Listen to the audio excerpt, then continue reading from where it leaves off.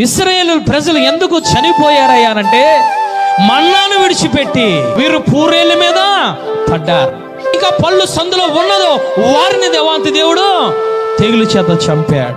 దేవాంతి దేవుని వాక్యానికి నువ్వు అవకాశం ఇస్తూ ఉన్నావా? మొదట ప్రాధాన్యత దేవాది దేవుని పరిశుద్ధ ఆత్మకు మొదట ప్రాధాన్యత ఇస్తున్నావా? ఆయన పరిశుద్ధతకు మొదటి స్థానం ఇవ్వకుండా నీ జీవితంలో ఈ శరీరానికి సంబంధించిన తిండికి నువ్వు ఎక్కువ ప్రాధాన్యత ఇస్తూ ఉన్నావమ్మా. ఈరోజు దేవాది దేవుడు మాట్లాడుతూ ఉన్నాడు.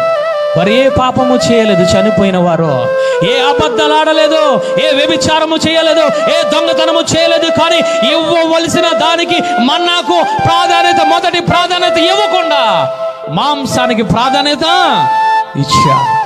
ఈరోజు ఏ విధముగా ఉంటూ ఉన్నావు? రక్షింపబడిన బిడ్డ, స్వస్థత పొందిన బిడ్డ, యేసయ్యను రక్షకుడిగా ఎన్నుకున్న బిడ్డ వాక్యానికి ప్రాధాన్యత ఇవ్వాలి, ఆయన పరిశుద్ధతకు ప్రాధాన్యత ఇవ్వాలి. రోజు దేనికి ప్రాధాన్యత ఇస్తూ ఉన్నావు?